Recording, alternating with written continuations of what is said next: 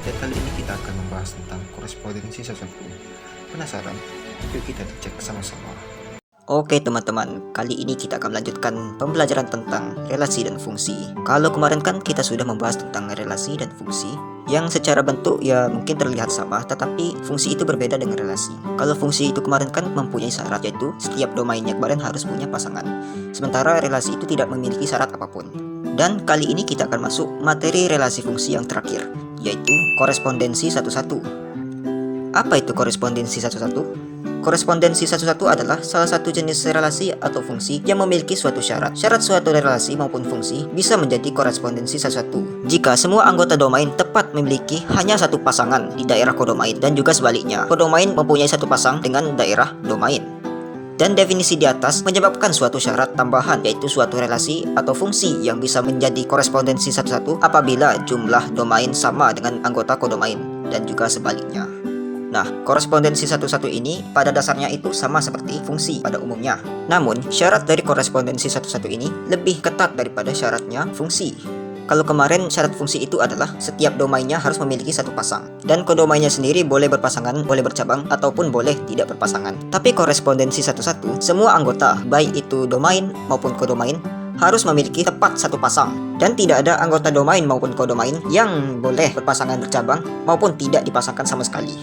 Dan syarat korespondensi satu-satu tersebut menyebabkan bahwa domain maupun kodomain korespondensi satu-satu harus juga memiliki jumlah anggota yang sama dan tidak boleh berbeda. Jadi jika jumlah anggota domainnya 5, maka jumlah kodomainnya juga harus 5, dan tidak boleh lebih dari 5 maupun kurang dari 5. Jika jumlah domainnya 6, maka kodomainnya harus juga 6 untuk memenuhi syarat ketentuan dari korespondensi satu-satu. Tapi jika jumlah anggota kodomain 6 dan domain 7 maupun sebaliknya, itu tidak bisa dikatakan sebagai korespondensi satu-satu karena pasti meninggalkan satu anggota yang tidak berpasangan. Dan hal tersebut tidak sesuai dengan syarat korespondensi satu-satu, yaitu anggota domain dan kodomain harus tepat berpasangan dengan satu pasangan. Dan tidak ada anggota domain maupun kodomain memiliki pasangan bercabang maupun tidak dipasangkan sama sekali.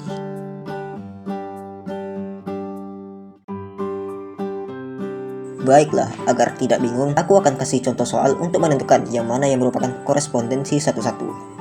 Di sini ada dua buah diagram panah, yaitu diagram panah berwarna kuning dan diagram panah berwarna biru. Kita akan mulai dari diagram panah yang berwarna kuning ini.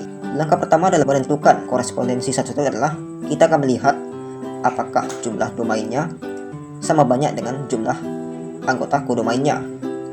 Kita lihat jumlah domainnya 1, 2, 3, ada 3 anggota domain, dan jumlah kodomain ada 1, 2, 3, juga ada 3 anggota kodomain. Berarti jumlah anggota kodomain dan domain itu sama.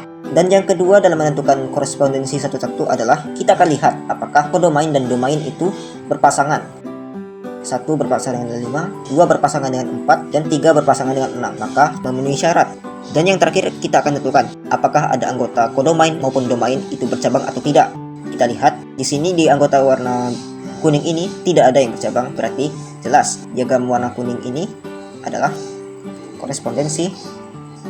Lalu kita lihat diagram panah yang berwarna biru ini. Kita lihat jumlah anggota domainnya. Jumlah anggota domainnya 1, 2, 3, dan jumlah anggota kodomainnya 1, 2, 3, 4. Nah, dalam kasus ini jumlah anggota domainnya ada 3, sementara jumlah anggota kodomainnya ada 4. Berarti ini sudah pasti bukan korespondensi satu-satu. Dan kita lihat ada anggota domain yang bercabang, yaitu 2 berpasangan dengan 5 dan 2 juga berpasangan dengan 7. Berarti ini jelas ini adalah sebuah relasi biasa.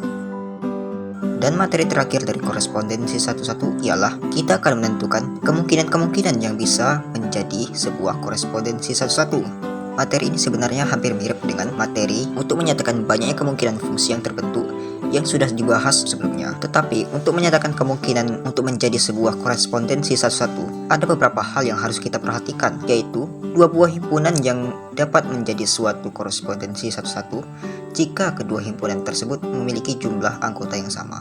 Hal-hal kecil ini dapat membantu kita untuk memudahkan pengerjaan kemungkinan korespondensi satu-satu, dan juga untuk menentukan berapa banyaknya terbentuknya korespondensi satu-satu. Tidak mungkin bagi kita menentukan suatu kemungkinan yang terjadi seperti kita mengerjakan banyak relasi atau fungsi yang sebenarnya kita bahas. Maka sama hal seperti kita menyatakan kemungkinan banyaknya fungsi kemarin, agar lebih cepat kita akan menggunakan sebuah rumus, yaitu jumlah korespondensi satu-satu sama dengan n faktorial.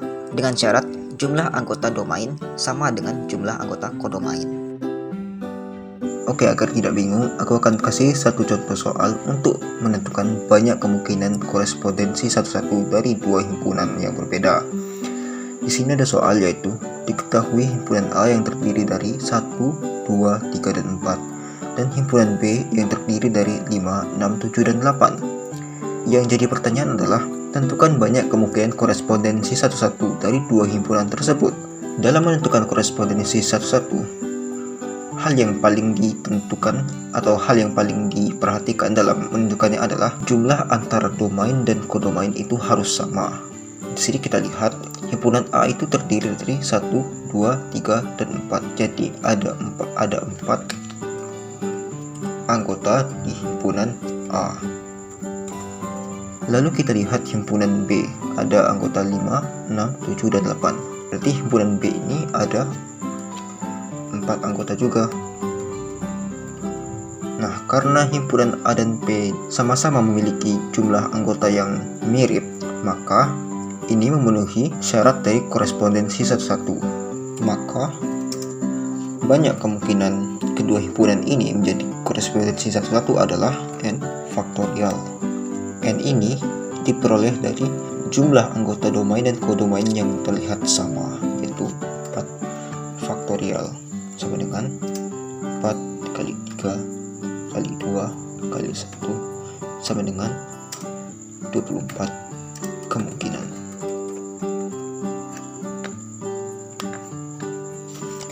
Nah, inilah banyak kemungkinan dari korespondensi satu-satu dari kedua himpunan, yaitu himpunan A dan juga himpunan B. Lalu di soal yang kedua, diketahui himpunan A yaitu terdiri dari 1, 2, dan 3, dan himpunan B yang beranggotakan 4, 5, 6, dan 7. Berapakah kemungkinan korespondensi satu-satunya? Kita lihat.